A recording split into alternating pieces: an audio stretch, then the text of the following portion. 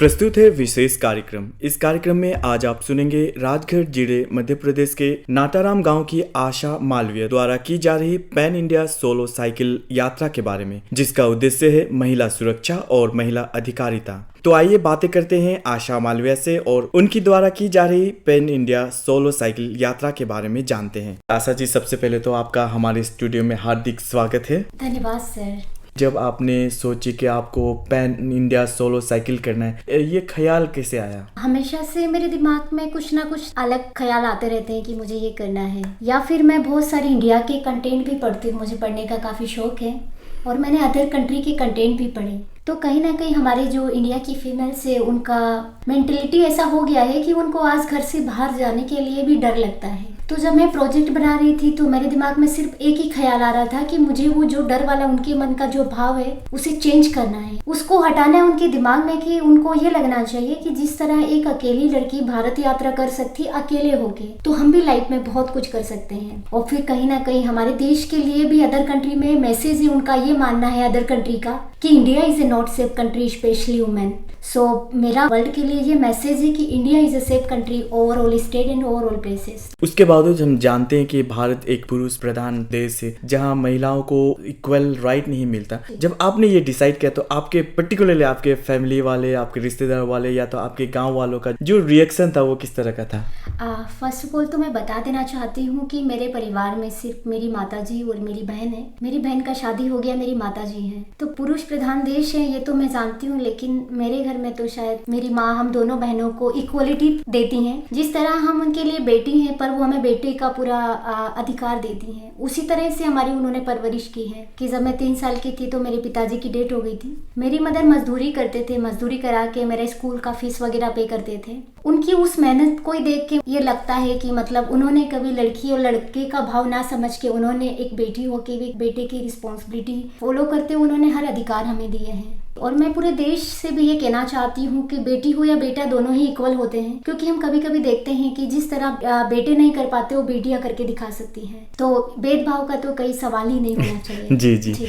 First time जब आप cycle लेकर निकल रही थी, आप सोचा कि पूरे भारत की यात्रा करनी है, तो शुरुआत में जो ख्याल आ रहा था या किस तरह के भाव थे? जी, मैंने यहाँ यात्रा 1 नवंबर से शुरू किया था। और जब मेरा जो फर्स्ट ख्याल था फर्स्ट दिन का कि मैं 1 नवंबर को स्टार्ट करने वाली थी, उससे पहले मतलब मेरा कोई फाइनेंशियली स्पॉन्सरशिप मुझे किसी ने नहीं किया है। सिर्फ मेरा मध्य प्रदेश टूरिज्म डिपार्टमेंट ने मुझे एक साइकिल और जीपीएस प्रोवाइड करवाया था, वो भी बहुत अप्रोच करने के बाद जी। तो और साइकिल भी मुझे 1 नवंबर को दिया गया था, जो मेरा साइकिल था। तो जिस दिन मेरा पहला दिन सिर्फ मेरा 50 किलोमीटर का राइड था मेरे घर से। और मेरे पास उस दिन जिस दिन मैंने शुरू किया इस यात्रा को, एक बैग, एक साइकिल, एक जीपीएस और एक पेयर कपड़े, ये मेरे पास थे। और 5,000 रुपये मेरे पास थे, क्योंकि ऑलरेडी मेरे पास मेरे घर की इतनी जिम्मेदारियां थी कि मैं उस टाइम पे लोन भी नहीं ले पा रही थी। मैंने खुद 11 से जॉब करके बहन वगैरह का शादी किया था और माँ के लिए घर बनाया था। तो मैं यात्रा करने से 2 घंटे पहले 1 नवंबर के दिन किसी एक IAS ऑफिसर से मिली, तो उन्होंने मुझे 5,000 रुपये दिए थे। उस 5,000 रुपये को लेके और उस इतने 4 सामान को लेके मेरी यात्रा की कहानी शुरू हुई। क्योंकि मुझे ये लगता है कहीं ना कहीं कि जिस तरह हम किसी काम को करने से पहले अगर मेंटली प्रिपेयर हो जाते हैं कि हमें करना ही है, तो उस काम को हम 50% तभी अचीव कर लेते हैं। और बाकी 50% हमारी उस काम के लिए एफर्ट होती है कि हम उसके लिए कितनी एफर्ट कर पाते हैं। तो मेरा सिर्फ गोल था कि मुझे इस यात्रा को कंप्लीट करना है और पूरे देश की महिलाओं को जागरूक करना है। जी। यही बस मेरे दिमाग में चल रहा था। मध्य प्रदेश नाटाराम राजगढ़ से ईटानगर अरुणाचल प्रदेश का जो सफर रहा, ब्रीफ में जानना चाहेंगे। जब मैंने 1 नवंबर को शुरू किया, स्टार्टिंग का डे मेरा ठीक रहा। उसके बाद डेली का जब मेरा दिन का शुरुआत होता था तो मुझे यही लगता था कि हर एक दिन मेरे लिए चुनौतीपूर्ण होगा। ये पहले मैं इस चीज़ के लिए मेंटली प्रिपेयर हो गई थी। जब दूसरा दिन हुआ तो सेम वही, मतलब जो मेरा शेड्यूल था उसी को लेके मैंने स्टार्ट किया। कोई उतना हेल्प भी नहीं करते थे, ना ही कोई मुझे जानता था, कोई होगा जा रहा होगा रास्ते में। ऐसे करते करते अभी तक जो अरुणाचल प्रदेश का मेरा सफ़र रहा है वो काफ़ी इंटरेस्टिंग रहा है और कुछ डिफिकल्टी भी रही है इसमें। और जो मेरा मोटो मैन सेफ्टी को लेके तो मुझे कभी भी कोई प्रॉब्लम नहीं हुआ। जब भी हम देश में बात करते हैं कि महिलाएं भारत में सुरक्षित नहीं है, लेकिन सुरक्षा की जो सबसे बड़ी जिम्मेदारी होती है, मैं सोचती हूँ कि ये हमारी खुद की होती है। मैं खुद अपनी जिम्मेदारी, जो मेरी सुरक्षा की जिम्मेदारी से मैं खुद भी फॉलो करती हूँ। और अभी तक मैं 16 राज्य मेरा अरुणाचल प्रदेश है मेरे 15 राज्य कंप्लीट हो गए हैं। एमपी से मैंने गुजरात किया, उतना हेल्प नहीं मिल पा रहा था क्योंकि कोई जान नहीं रहा था। जी। तो पहले रुकने का हो जाता था, खाने का नहीं होता था, तो मेरे पास ड्राई फ्रूट्स वगैरह होते थे कुछ बैग में, वही मैं खा के अगले दिन का यात्रा शुरू कर देती थी। वैसे भी मैंने किया है क्योंकि मेरा कोई टीम नहीं था, ना ही कोई बैकअप टीम था, ना मेरे कोई साथ था, ना मुझे कोई कोऑर्डिनेट कर रहा था। ये सारा मैं खुद कर रही थी।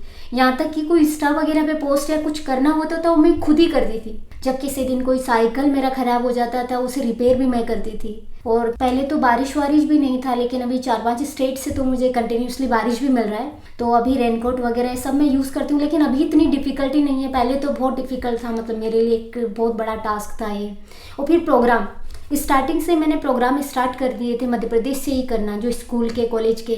बहुत बार मेरा कुछ वीडियो वगैरह भी है ऐसे, जो छोटे छोटे बच्चे होते हैं उनके स्कूल में, मतलब कुछ भी नहीं, मैं साइकिल चलाते चलाते कहीं स्कूल देख लेती थी तो मैं वहाँ पर भी चली जाती थी, उनके साथ बात करती थी, उनको बताती थी। मतलब जैसे बच्चे होते हैं छोटे छोटे, उनको हर चीज़ों में डर लगता है, वो किसी चीज़ को छूने से भी डरते हैं। तो मैं उनको जब बात करती थी कि मैं अकेले ऐसे ऐसे यात्रा कर रही हूँ 25,000 किलोमीटर की, तो मेरी जब कहानी सुनते थे तो उनको बड़ा अच्छा लगता था कि हाँ यार ये भी कर रही तो हम भी कुछ कर सकते हैं, वैसा उनके मन में आता था। जी, कहते हैं ना कि भारत की जो विशेषता है वो विविधता है, इस बारे में क्या कहना चाहेंगी?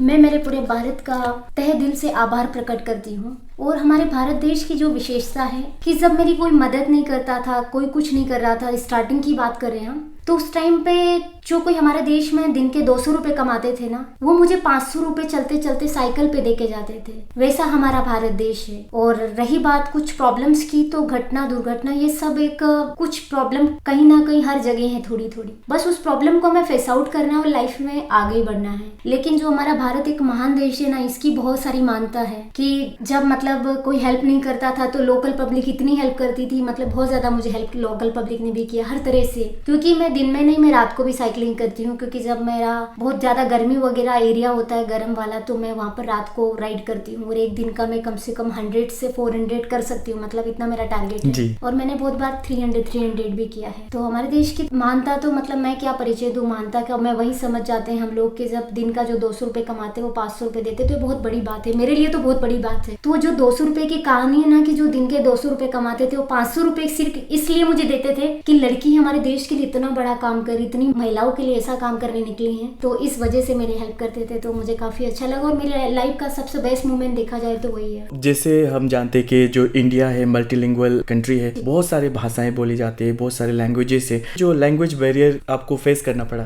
लैंग्वेज बैरियर तो मुझे लैंग्वेज का एक्चुअली एक दिन समझ में नहीं आएगा। आज इस टाइम पे मुझे कम से कम 10 लैंग्वेजेस समझ में आता है और मैं लिटिल बिट बोल सकती हूँ। एक दिन मुझे समझ में नहीं आता, लेकिन अगले दिन तो समझ आने लगता है। और इंग्लिश एक ऐसा लैंग्वेज है जो सभी जगह बोला जाता है और हर जगह अभी तो मैंने देखा है हमारे भारत देश में कि बहुत ज्यादातर हिंदी भी बोला जा रहा है, मतलब हर स्टेट में हिंदी चलता है। यहाँ तक कि साउथ में भी हम गए हैं, वहाँ पर भी हिंदी का यूज होता है। जो देखा जाए अगर आज के टाइम में हमारे देश में ना, जो लैंग्वेज का जो बैरियर है ना, वो इतना डिफिकल्ट नहीं है, क्योंकि हर कोई हिंदी जानने लगा है। साथ ही जोड़ना चाहेंगे कि फूड हैबिट का कैसा रहा, क्योंकि भारत में खाना पीना वो भी अलग अलग तरीके के होते हैं। जी मैं प्योर वेज हूँ, तो मुझे फूड का तो कोई प्रॉब्लम ही नहीं था, क्योंकि जहाँ कुछ मिलता नहीं था वहाँ फ्रूट्स वगैरह मिल जाता था, ड्राई फ्रूट्स वगैरह होता था, तो मैं ज़्यादातर खाती थी। और रोटी तो मुझे हर जगह मिला है, मतलब फूड भी वैसा नहीं है कि मुझे यहाँ नहीं मिला। कोई ऐसी जगह नहीं है कि जहाँ रोटी के अलावा मतलब राइस वगैरह ये सब, तो फूड का भी कोई प्रॉब्लम नहीं हुआ। अगर नहीं मिलता था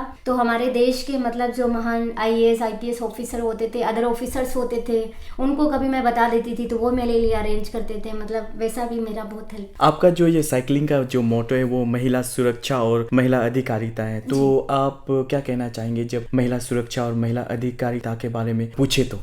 मैं सबसे पहले तो हमारे देश की महिलाओं को ये संदेश देना चाहती हूँ कि आज हम घर से बाहर जाने के लिए कहीं ना कहीं ये सोचते हैं कि हमें डर लग रहा है, हम सेफ नहीं है। तो मैं आप सभी को ये बताना चाहती हूँ कि हमारा भारत देश बहुत सुरक्षित देश है। यहाँ महिलाओं की सुरक्षा का प्रॉपर ध्यान रखा जाता है। जब आपको ये लगता है कि आप सुरक्षित नहीं है, उस तरह सबसे पहले आपको उस टाइम पे अगर आपके पास फोन है तो आपको अपने घर वालों से कोऑर्डिनेट करना चाहिए, पुलिस को मैसेज देना चाहिए। पुलिस नहीं सुन रहा है तो बहुत सारे ऐसे नंबर्स होते हैं जिसपे महिलाओं की सेफ्टी प्रोवाइड प्रोवाइड की जाती है। जैसे बहुत सारी स्टेट में बहुत सारी ऐप भी डेवलप हो रखी है, जैसे आंध्रा में मैंने देखा है दिशा ऐप, एंड वैसी वैसी ऐप भी हैं जिसके माध्यम से वुमेन सेफ्टी को बढ़ावा दिया जा रहा है, तो वो हमें करना चाहिए। और ऐसी कोई जगह नहीं हमारे भारत देश में जहाँ ऐसा लगता है कि सुरक्षित नहीं है, क्योंकि मैं तो दिन को नहीं रात को भी ट्रेवल करके, चाहे वो जंगल हो चाहे कुछ भी हो, वैसी जगह में मैं ट्रेवल की हूँ। अगर मैं सुरक्षित हूँ तो हमारा देश तो सुरक्षित है ही। और साथ ही अगर एम्पावरमेंट को लेके मैं बात करूँ तो हर स्टेट में अलग अलग तरीके से एम्पावरमेंट को बढ़ावा दिया जा रहा है। और अगर एम्पावरमेंट की दृष्टि से देखा जाए तो मुझे बहुत सारे स्टेट ऐसे लगे हैं कि मुझे लगता है ना कि हमारे पूरे भारत देश को इस स्टेट जैसे मतलब डेवलप करना चाहिए, उस तरह से होना चाहिए। जैसे बहुत सारे गवर्नमेंट भी मैंने देखी है कि बहुत अलर्ट है वुमेन सेफ्टी, वुमेन एम्पावरमेंट को लेके, लेकिन एक दो जगह मैंने देखा है सर कि मतलब एम्पावरमेंट की दृष्टि को मैं उस चीज़ को मतलब क्लियर नहीं कर पा रही हूँ कि लिटरली यहाँ एम्पावरमेंट को बढ़ावा दिया जा रहा है या नहीं, क्योंकि मेरा मोटो वुमेन सेफ्टी वुमेन एम्पावरमेंट को लेके है। स्कूल में भी मैं विजिट करती हूँ तो बोलते हैं ना सर कि कभी कभी कुछ माहौल देख के पता चल जाता है कि यहाँ का इन्वायरमेंट कैसा है। जी जी। ये भी हम देखते हैं। तो मैंने बंगाल में भी मैं बहुत मतलब कम से कम 10 दिन बंगाल में रही हूँ और पूरा मतलब 2 हफ्ते बंगाल में रही हूँ। मुझे लगता था ना कि मेरी बहुत इच्छा थी, मतलब जब मैं बंगाल गई तो बंगाल जाने से पहले मैं सुनती थी कि बंगाल में हमारे देश की एकल महिला मुख्यमंत्री जी हैं, जो एक एम्पावरमेंट का सबसे बड़ा उदाहरण है हमारे देश के लिए, ये हम सुनते हैं। लेकिन जब मैं बंगाल गई मैंने अपना मैसेज कन्वे किया, मेल किया, मतलब सब कुछ किया, मतलब हर तरह से प्रयास किया। एम्पावरमेंट की दृष्टि से देखा जाए तो मैंने मिलने के लिए भी बहुत रिक्वेस्ट की, पता नहीं क्या प्रॉब्लम था कि मिल नहीं पाई। तो मेरे दिमाग में मतलब मेरे मन में भी कहीं ना कहीं ऐसा लगने लगा है कि हमारे देश के एक एग्जाम्पल थी एम्पावरमेंट का। अगर मैं 1 मिनट अगर उनसे मेरे को समय मिलता तो मुझे शायद अच्छा लगता है, मैं देश की महिलाओं को और अच्छे से जागरूक कर पाती और अच्छे से उस चीज़ को एक्सप्लेन कर पाती कि हमारे देश की एक वहाँ देख लीजिए, मुझे देख लीजिए, आप भी ऐसे बहुत कर सकती हैं। और साथ ही बहुत सारे स्टेट तो सर इतने मतलब अच्छे लगे मुझे कि मैं जब उनको पता चलता था, चाहे वो महामहिम राज्यपाल महोदय हो, चाहे माननीय सीएम सर हो, जैसे उनको पता चलता था कि मैं उनकी स्टेट में हूँ तो वो मुझे तुरंत अपना समय मतलब जो कीमती समय होता है उससे समय दे के तुरंत मतलब मुझसे मिलने के लिए या मैं उनसे मिल सकती थी। वैसा भी मतलब मेरा बहुत अच्छा वेलकम वगैरह भी उन्होंने किया, जिससे ये पता चलता है कि हमारा एक महान देश है और एम्पावरमेंट को काफी बढ़ावा दिया जा रहा है। क्योंकि अगर गवर्नमेंट भी अगर बढ़ावा देती है सर अगर किसी स्टेट में, तो पूरे देश को ये लगता है कि नहीं इस स्टेट में लिटरली डेवलप किया जा रहा है। आपने ज्यादातर देखा कि महिलाएं सुरक्षित हैं, महिलाएं अपना जो राइट है वो अपनाती हैं, लेकिन बावजूद इसके हम न्यूज़पेपर्स में पढ़ते हैं, टीवी में देखते हैं कि महिलाएं भारत में सुरक्षित नहीं है। सर ये तो हमारे दिमाग का कहीं ना कहीं विचार भी हो गया है, ऐसा मेंटेलिटी हमारा हो गया है कि हमें हर जगह ऐसा लगने लगता है। बहुत सारी महिलाओं को तो चीज को अगर देखा जाए तो चाहे हमारे साथ अगर 4 लोग भी होंगे तो अब भी हमें वैसे लगेगा कि हम सुरक्षित नहीं है। आज की टाइम में अगर जरूरत है तो हमारी मेंटेलिटी चेंज करने की, और फिर हमारे बहुत सारे एनजीओ, बहुत सारी गवर्नमेंट, हर जगह का गवर्नमेंट भी इस चीज को बढ़ावा दे रहा है कि वुमेन सेफ्टी को, खुद वुमेन को इतने सारे आत्मरक्षा के गुण सिखाते हैं, वो बहुत सारे कराटे वगैरह का क्लासेस होता है। मतलब महिलाओं को आगे आने के लिए सर बहुत सारी चीजें सीखने की जरूरत भी है। सबसे पहले तो मेंटली प्रिपेयर होने की जरूरत है। सेकंड थिंग मेरा ये मानना है कि जो आत्मरक्षा के जो गुण सिखाए जाते हैं हमें उसको सीखने की जरूरत है। और अगर हम ये सब दोनों अगर हमारे साथ है ना सर, कि हम मेंटली भी प्रिपेयर है, अगर आत्मरक्षा के गुण भी हमें आते हैं, तो फिर हमें ये कभी नहीं लगता है कि हमें डर लग रहा है। तो हमें आज मजबूती के साथ मतलब कुछ भी काम करने के लिए हमें मजबूत बनने की जरूरत है। मजबूत ऐसे नहीं सर कि हम 2-4 हथियार लेके साथ चले, हमें मजबूत ना मेंटली प्रिपेयर होना पड़ेगा। लेकिन अगर कुछ घटना हम देखते हैं कि कुछ घटना घटित हो जाती है, उसकी वजह से बोला जाता है कि India is a not safe country, but sir कभी कभी कोई घटना स्थिति और स्थान के अकॉर्डिंग घटित होती है। तो मुझे तो ये लगता है ना कि हमारी सुरक्षा की जिम्मेदारी हमारी खुद की है, गवर्नमेंट की तो है ही, लेकिन फर्स्ट ऑफ ऑल हमारी जिम्मेदारी हमें भी समझना चाहिए, उसको फॉलो भी करना चाहिए। जी, आपने आधा से ज्यादा इंडिया कवर कर चुका है, तो आप खुद एक महिला है, कहीं कुछ ऐसी घटना जिसमें ईव टीजिंग हुई हो या छेड़खानी हुई हो? नहीं सर, मेरे साथ अगर ऐसा होता है तो मुझे तो बताने में कोई प्रॉब्लम नहीं, क्योंकि मुझे थ्योरी लेवल पर नहीं प्रैक्टिकल लेवल पे काम करना है।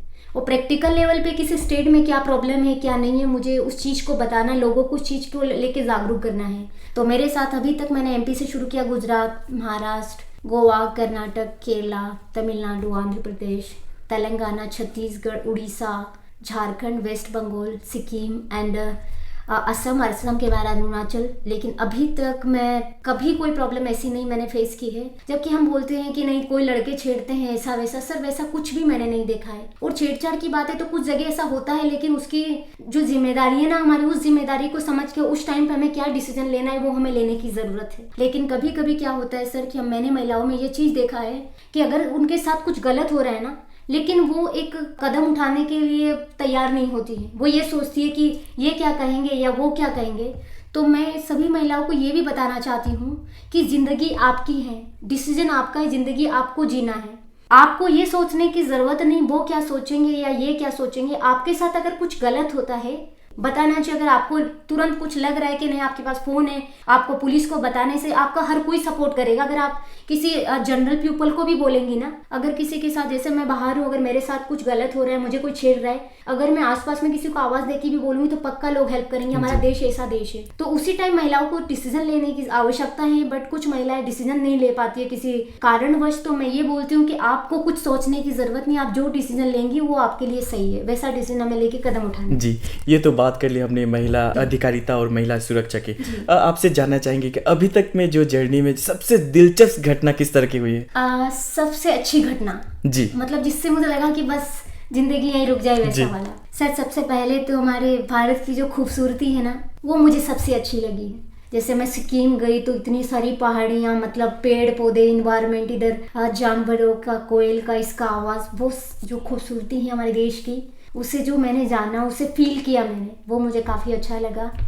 सेकंड थिंग, हमारे देश में जो हेल्पिंग नेचर जो है लोगों का, जो हर कोई, मतलब कुछ बात होती है कि दो लोग आके खड़े हो जाते हैं, मैडम कुछ चाहिए आपको, पानी चाहिए, वो चाहिए। वो हेल्पिंग नेचर जो एक मानवता का सबसे बड़ा उदाहरण है, एक व्यक्तित्व का उदाहरण है, वो मैंने देखा। और साथ ही मतलब जब मैं आंध्रा गई थी तो आंध्रा की जो माननीय चीफ मिनिस्टर महोदय हैं, उनसे जब मैं मिली तो जो मैंने उनसे सीखा सर, जो जैसे मैं उनसे मिली तो उन्होंने तुरंत जो मेरी हेल्प की, वो भी मुझे काफ़ी अच्छा लगा। और जब मैं वेस्ट बंगाल गई तो वेस्ट बंगाल के माननीय राज्यपाल महोदय, उन्होंने मुझे जो साइकिल प्रोवाइड की है, ये चीज़ें जो मैंने देखी है ना सर, ये वाकई हमारे देश में मतलब महिला सशक्तिकरण को बढ़ाने का एक बहुत बड़ा उदाहरण है। मैंने जो टूरिस्ट प्लेस है वहाँ पर भी विजिट किया है, बहुत सारे टूरिस्ट प्लेस, यहाँ तक कि जो 4 धाम है उसमें से 2 धाम वगैरह भी मैं कर चुकी हूँ। जी जी। हर टूरिस्ट प्लेस पे, चाहे वो हमारा हो चाहे किसी भी धर्म का हो, मेरे लिए वो मैटर नहीं करता, मैं सभी जगह जाती हूँ, घूमती हूँ, मतलब उसको देखती हूँ, तो काफ़ी पसंद आया मुझे। जी, आपने कहा कि आप कई राज्यपाल से मिले, कई चीफ मिनिस्टर से भी मिले, तो उनसे मिलकर जो एक जो फीलिंग आया, किस तरह के फीलिंग आते थे? सर जब मैं इनसे मिलती हूँ, जैसे मैं यहाँ पर भी अरुणाचल प्रदेश में भी महामहिम राज्यपाल महोदय से मिली, तो वो एक सोल्जर रह चुके हैं। तो जो मैंने उनसे सीखा है लाइफ के, मतलब हर मैं कहीं ना कहीं जो भी पर्सनालिटी से जिनसे भी मैं मिलती हूँ, उनसे मैं बहुत कुछ सीखती हूँ। यहाँ तक कि वुमेन एम्पावरमेंट के बारे में भी, वुमेन सेफ्टी को लेके भी, कि हम कैसे बढ़ावा दे सकते हैं इस चीज़ को लेके। तो वो सारी चीज़ें जब बाहर निकल के आती है, जैसे एक व्यक्ति कुछ डिसीजन लेके जो काम करता है, या फिर उसी काम को अगर 10 व्यक्ति का जो मन के जो विचार होते हैं वो अगर बाहर निकल के आते हैं, तो शायद हम उस काम को और अच्छा कर पाते हैं। तो वही सारी चीज़ें अभी तक मैंने 13 राज्यपाल महोदय के मतलब इनसे सीखा है, और 9 सीएम सर से मैं मिली हूँ। तो सब मतलब अभी तक कोई ऐसा पर्सन नहीं है कि जिन्होंने मतलब मुझे अपना टाइम नहीं दिया, प्रॉपरली मुझे टाइम दिया, प्रॉपरली मतलब मुझसे बात किए, वो मुझे काफ़ी अच्छा लगा। मतलब जी, आप दिन में भी जर्नी करती हैं, आप रात को भी साइकिलिंग करती हैं, तो इन दोनों में से अंतर क्या पाती हैं? कि सर अगर दिन में मैं राइड करती हूँ जहाँ वेदर वगैरह अच्छा होता है, लेकिन कभी कभी क्या होता है कि बहुत ज़्यादा गर्मी होती है। तो गर्मी इतनी होती है कि वेस्ट बंगाल उधर तो काफ़ी गर्मी था, तो मैंने रात को ही ट्रेवल किया, पूरा रात को किया है। रात को ट्रेवल करने से ये होता है कि फर्स्ट ऑफ ऑल तो गर्मी नहीं होती है, सेकंड ऑफ ऑल जो ट्रक वगैरह जो चलते हैं वो रात को तो चलते हैं, लेकिन उस तरीके से मतलब उतना प्रॉब्लम नहीं होता है मुझे, क्योंकि मैं प्रॉपरली जो सेफ्टी के लिए लाइट वगैरह हो गया, या जो भी साइकिल का जो इक्विपमेंट जैसे सेफ्टी जैकेट वगैरह सब यूज़ करती हूँ प्रॉपरली, तो मुझे कोई प्रॉब्लम ही नहीं हुआ। और रात को जो एक चीज़ मैंने देखा है सर, जिस चीज़ को मैंने फील किया है कि रात को जब जंगल वाला जो रूट होता है ना, उसका जो माहौल होता है, मतलब प्रकृति के साथ और मेरा खुद का, मतलब जो हम दोनों का जो भाव होते हैं, वो कभी कभी जब हमें प्रकृति को अगर फील करना है ना, तो रात को जब पूरा शांत होता है, शांत माहौल होता है, जब मैं उसमें रात को राइड करती हूँ, तो एक अंदर के मन में एक फीलिंग होता है, मतलब कि मुझे ऐसा लगता है कि जैसे मैं प्रकृति में ही हूँ, वो हिस्सा है, मतलब एक ऐसा फीलिंग आता है। मतलब। जी जी, तो आप एक स्पोर्ट पर्सन भी है, उसके बारे में भी एकदम ब्रीफ में जानना चाहते हैं? स्पोर्ट पर्सन तो मैं स्टार्टिंग से ही हूँ। जब मैं 5 क्लास तक मैंने गांव में पढ़ाई की है, 5 के बाद 6 में मैंने शहर से पढ़ाई की है। तो जब मैं शहर में एडमिशन मैंने लिया, तो मेरी लाइफ की एक घटना है सर, उसको घटना नहीं बोलेंगे, एक कोइंसिडेंट था कि जब मैंने 6 क्लास में एडमिशन लिया, तो मैं गांव से बिलोंग करती थी, तो मुझे बात करना भी नहीं आता था कि किस तरह से बात की जाती है, ना कपड़े पहनने का कोई ढंग था। तो मैंने किसी से, मेरे क्लासमेट से एक बार नोटबुक मांगा कि आप मुझे प्लीज़ अपना नोटबुक दे दीजिए, मुझे टीचर डेली मारती है, मैंने बहुत मार खाई है मेरी क्लास में। तो उनसे जब मैंने कॉपी मांगा तो उन्होंने मुझे कहा कि नहीं मैं नहीं दूंगी, तू मेरा कॉपी वगैरह कुछ कर देंगी, तू तो पता नहीं गांव लेके जाएगी, वैसा कुछ मुझे बोल दिया। तो मैंने बोला कि नहीं मैं कॉपी को अच्छे से बंद करके लेके जाऊंगी, अच्छे से लेके आ जाऊंगी। कि मेरे को इतना भयंकर डांटा सर पूरी क्लास में, मतलब कि मुझे लग रहा था मन में कि मैंने उसको बोला कि कॉपी मत दे पर ऐसे डांटना मत मुझे। वैसा मैंने कहा। तो उसने बोला कि तेरे जैसे बहुत आते बहुत चले जाते हैं यहाँ पर, तेरे जैसे। तो तेरे जैसे वाला जो वर्ड था ना, मतलब लगता है कि मुझे लाइफ में जो एक कोई भी इंसान की जिंदगी में ना कोई ऐसे वर्ड होते हैं जो उसकी लाइफ चेंज करने के लिए हमेशा उसको मोटिवेट करते रहते हैं। 7th क्लास में सबसे पहले गेम आए, स्कूल गेम जो होते हैं बच्चों के। तो मैंने उसमें पार्टिसिपेट किया, तो मैं डिस्ट्रिक्ट में जाके हार गई। मतलब सब लोग, हमारा 100 मीटर था मेरा इवेंट, तो 100 मीटर में मैं खड़ी, तो मुझे लगा कि कोई बोलेगा मुझे दौड़ना है, तो सब दौड़ गए, मैं वहीं खड़ी रह गई, उसमें हार गई। जब मैं वहां से हारी तो मैंने ये डिसीजन लिया उसी टाइम पे, मैं वो ग्राउंड में खड़े कि अगली बार सिर्फ मुझे नेशनल गेम खेलना है, और अगली बार मैं डिस्ट्रिक्ट में नहीं, जब मैं रनिंग करूंगी ना तो मुझे नेशनल लेवल तक जाना है, मेरा वो डिसीजन। तो नेक्स्ट ईयर जब 8th में थी, तो 8th में सिर्फ मैं लिटरली फिर नेशनल गेम खेल के आई थी जी। 8, 9, 10 तीनों साल मैंने गेम रिप्रेजेंट किए। तो कभी कभी कुछ लाइफ में ऐसी चीज़ होती है सर जो हमारी लाइफ को चेंज कर देती है। फिर मेरे फादर थे नहीं बचपन से ही, माँ मेरी मजदूरी करते थे, मतलब उनको ना मैंने सर 20 रुपए 25 रुपए में मेरी मदर को मजदूरी करते हुए जिंदगी में देखा है। आज के जो बच्चे हैं, आज के जो यंगस्टर हैं, वो छोटी सी प्रॉब्लम्स को लेके ये डिसीजन ले लेते हैं कि हमारी तो जिंदगी में सब कुछ खत्म हो गया। यहाँ तक कि आज के बहुत सारे यंगस्टर है जो अपनी जिम्मेदारियां फॉलो करने के लिए तैयार नहीं होता। तो मैं सभी यंगस्टर को भी ये बताना चाहती हूँ कि हमें हर जिम्मेदारी को एक अच्छे लेवल पर फॉलो करना है, क्योंकि जिम्मेदारी भी उन्हीं के पास होती है जो जिम्मेदार होता है। तो मेरी मदर को मैंने वो लाइफ भी देखा है। मेरी मदर के पास ना, मतलब पाँव में पहनने का चप्पल नहीं होता था, वो एक पाँव की चप्पल होती थी। जब एक टूट जाती थी ना, तो जो पिछली वाली होती थी ना, दोनों एक पाँव की होती थी, 2 चप्पल, उसी को दोनों पाँव में पहन लेते थे। वो दिन मैंने लाइफ में देखा है। तो माँ को उस कंडीशन में देखा है सर। तो जिंदगी में हमेशा से जो सपने थे मेरे बहुत बड़े होते गए दिन पे दिन। जैसे जैसे मेरा एज बढ़ रहा था वैसे वैसे मेरे सपने भी बढ़ रहे थे। मैंने कभी ये लाइफ में ये नहीं सोचा कि मैं डॉक्टर बनूं या इंजीनियर बनूं या फिर ये बनूं। मैंने सिर्फ ये सोचा था कि मैं देश की ऐसी लड़की बनना चाहती हूँ कि मैं अकेले जिंदा नहीं, मुझे देख के लाखों करोड़ों लोग जिंदा हो जाए, मुझे ऐसी लड़की बनना था। तो वैसे दिमाग में था बस कुछ अलग करने का। जी, आपके माँ के बारे में कहा, अपने परिवार के बारे में कहा, तो आपको उनकी याद आती है अभी? हाँ, थोड़ी बहुत आती है, पर उतनी नहीं आती है कि मैं अपने सपने पूरे ना कर पाऊँ। एक दिन ऐसे उन्होंने पूछा था अभी कुछ दिन पहले मेरे से कि आपको याद आती है क्या? तो मैंने उनको कहा कि मम्मा, जो आपने मुझे बनाया, पर देश की जो करोड़ों माएँ हैं जो अपने बच्चों को अच्छी परवरिश करती है, बच्चों के लिए दिन रात मेहनत करती हैं, उसके बाद भी बच्चे कभी कभी गलत डिसीजन ले लेते हैं। तो मेरी वजह से, एक आशा की वजह से कितनी मदर का जिंदगी चेंज हो जाएगा, कितने बच्चों का लाइफ चेंज हो जाएगा। तो मेरे लिए तो जो देश की सारी मदर है वो मेरी मदर है ना। इसीलिए आज अगर मैं मम्मा से, कभी कभी मैं खुद बोलती हूँ मम्मा मुझे आपकी याद आ रही है, तो जहाँ मैं होती हूँ, कभी स्कूल में होती तो एक बार स्कूल में थे तो वो बोल देते कि आप जिनके साथ बैठे हो ना उनको सोचो वो भी मेरे जैसी है ना, तो मम्मा वाली फीलिंग वहाँ आना चाहिए आपको। जी, वैसा है। क्योंकि आप मध्य प्रदेश से, तो आप मध्य प्रदेश की बात करें तो कुछ खास जो चीज हो मध्य प्रदेश के बारे में? सर मध्य प्रदेश का, मैं तो मध्य प्रदेश की बात तो नहीं करूंगी, लेकिन मैं देश की बात जरूर करूंगी। हमारा देश ही बहुत खास है और इसकी खासियत को सिर्फ जानने वाला चाहिए। देखिए, बुराई करने वाले तो करोड़ों लोग होंगे, लेकिन एक अच्छाई भी ना जिंदगी में बहुत इंपॉर्टेंट होती है। मध्य प्रदेश तो मेरा ये सोच लीजिए कि पेंडिंग ही है अभी। जी। मैं अभी तक 16 राज्यों की यात्रा कर चुकी हूँ, लेकिन अगर मध्य प्रदेश को देखा जाए तो मैं ये सोचती हूँ अभी मेरा मध्य प्रदेश बाकी है। जब मैं यात्रा खत्म करके जाऊँ तो मैं मध्य प्रदेश में जब एंट्री करूँ तब जाके मध्य प्रदेश से कुछ सीखूँ, तब जाके मैं बता पाऊंगी कि हमारे मध्य प्रदेश में क्या है। क्योंकि आधा से ज्यादा भारत की जर्नी कर चुकी हैं, तो आपको क्या लगता है कि आप कितने महिलाओं को इंस्पायर कर रही हैं, मोटिवेट कर रही हैं? सर फर्स्ट ऑफ ऑल तो मैंने अभी तक इस यात्रा में 160 प्रोग्राम किए हैं, वो स्कूल के, कॉलेज के, एनजीओ के। अगर देखा जाए तो मेरा डायरी भी होता है। मैं जिस प्रोग्राम को करती हूँ उनसे मेरे डायरी में भी एक सिग्नेचर और लिखवाती हूँ, मतलब कि आपको कैसा लगा जिस प्रोग्राम को मैं करती हूँ। क्योंकि बाद में ये होता है, पूछा जाता है कि आप किससे मिले, क्या किया क्या नहीं किया। बहुत सारे अप्रिशिएशन भी मुझे देते हैं, यहाँ तक कि हर राज्यपाल महोदय या जो भी हैं मेरी डायरी में लिखते भी हैं, मुझे देते भी हैं। 160 प्रोग्राम, वो देश के जाने माने कम से कम 210 IAS officer, 210 IPS officer and 20,000 other officer, चाहे DSP सर हो चाहे ACP सर हो, 20,000 एंड 13 महामहिम राज्यपाल महोदय, 9 chief minister sir and 20 other minister sir. तो मुझे लगता है आधा मेरा तो देश इसी में आ गया है, वैसा मैंने किया है। साथ ही मैं स्कूल में जाती हूँ, हर स्कूल में अगर मैं रोड पे भी किसी स्कूल को देख लेती हूँ तो मैं वहाँ पर विजिट करती हूँ। मैं यहाँ तक कि मेरी इस यात्रा का एक्सपीरियंस उनसे शेयर नहीं करती हूँ, उनकी मेंटलिटी को जानने का मैं कोशिश करती हूँ, क्योंकि उनको मैं इस चीज़ को लेके बोलती हूँ कि आप मुझसे क्वेश्चन पूछिए। क्योंकि सर जब हम बच्चों की मेंटलिटी के बारे में जानते हैं तो उस स्टेट के बारे में हमें लिखना इजी हो जाता है, बच्चों के बारे में लिखना इजी हो जाता है। क्योंकि मैं ये यात्रा ही नहीं कर रही हूँ, इस यात्रा के साथ ही मैं मेरा बायोग्राफी ऑलरेडी लिख चुकी हूँ, मैं बुक लिख रही हूँ जी इस भारत यात्रा पे जी। तो अभी तक मुझे लगता है ना कि देश की ना, अगर वो बोलते हैं ना कि एक महिलाओं को अगर मैंने मोटिवेट कर दिया ना, वो एक महिलाएं पता नहीं कितनी महिलाओं को मोटिवेट कर सकती हैं। तो मैं तो ये कोशिश करूंगी मैं देश की सभी महिलाओं को मतलब इसके बारे में बताऊं या इसके बारे में मोटिवेट। जी, तो अभी आपने कहा कि आप बुक भी लिख रही हैं, तो हम भी आशा करते हैं कि हमें भी वो बुक पढ़ने को मिले।